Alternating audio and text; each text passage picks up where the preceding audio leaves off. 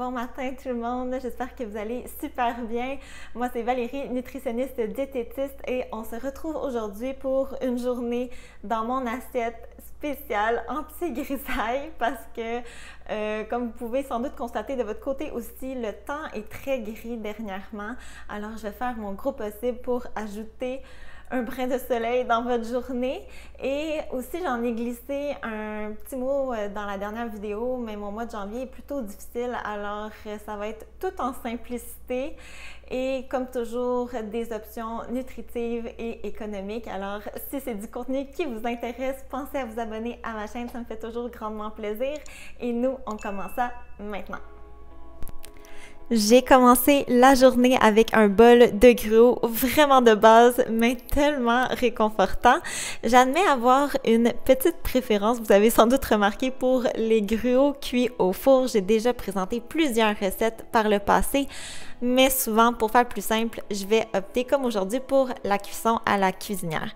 Donc, j'ai ajusté les quantités vraiment au goût, mais rapidement, il y avait des gros flocons d'avoine, cannelle, pincée de sel, un peu de banane écrasée, un mélange à part égale d'eau et de boissons végétales, de l'extrait de vanille et évidemment du sirop d'érable. J'ai laissé cuire environ 15 minutes pour un gruau bien épais, c'est ce que j'aime.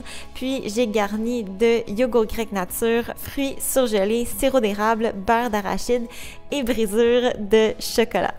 J'ai beaucoup aimé le contraste chaud et froid et c'était vraiment tout ce dont j'avais envie dans un bol.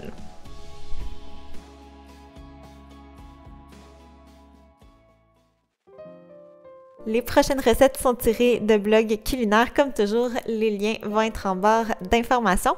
Pour dîner, j'ai cuisiné un potage de rutabaga et carottes. La semaine dernière, les gros formats étaient à très bon prix. J'en ai profité. C'est une recette de Ricardo, ultra simple, mais vraiment savoureux, je vous le dis.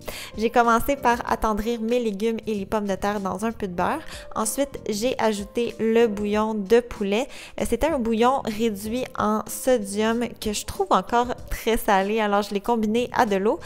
Quand j'ai le choix, je préfère le sans sel ajouté pour plus de flexibilité, sinon habituellement je fais mon propre bouillon maison. J'ai terminé avec le sirop d'érable que j'ai coupé environ de moitié et c'était amplement suffisant pour nous.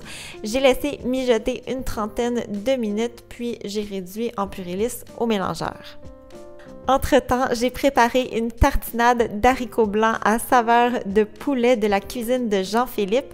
La recette combine un mélange d'assaisonnement et de levure alimentaire pour recréer le goût du poulet. J'ai déjà présenté la recette sur ma chaîne. Elle est vraiment impressionnante. Définitivement un grand coup de cœur que je recommande fortement.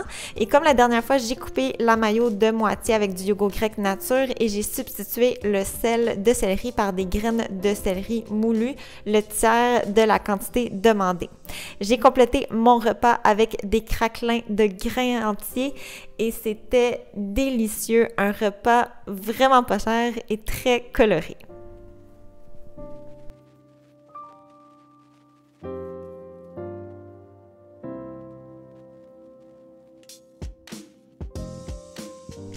Comme dessert, j'ai mangé un muffin au bleuet préparé à partir d'un mélange de farine de blé entier et de sarrasin.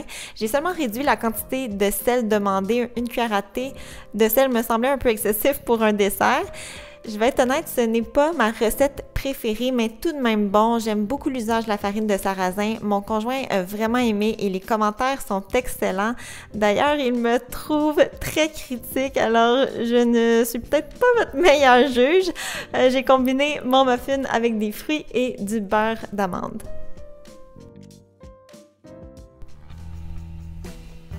Au souper, j'ai préparé une plaque de légumes et poulets parfumés aux épices qui me rappellent beaucoup les saveurs marocaines.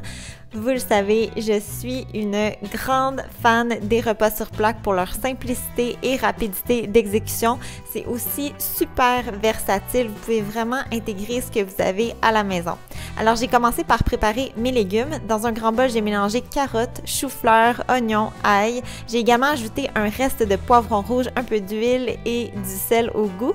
J'ai déposé le tout sur une plaque de cuisson et les légumes ont cuit pendant environ 40 à 45 minutes à 400 degrés Fahrenheit km en tournant à la mi-cuisson. Entre-temps, j'ai badigeonné mon poulet avec de l'huile et le reste des épices.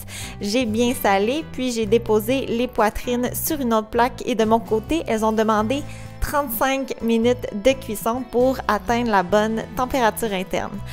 Pour réduire le coût de la recette, vous pourriez très bien, à mon avis, remplacer complètement ou en partie le poulet par des pois chiches. Je suis certaine que ce serait absolument délicieux. J'ai complété mon assiette avec du couscous de blé entier, raisins secs, coriandre, citron et noix de pin. Justement, mes beaux-parents m'en ont offert dernièrement. Habituellement, j'en ai pas à la maison, mais sinon, vous pourriez remplacer par des amandes ou simplement les omettre. Et c'était vraiment un bon mélange de saveurs et de textures avec les épices et l'ajout des garnitures. En plus, c'est super facile à réaliser, parfait pour les soirs de semaine.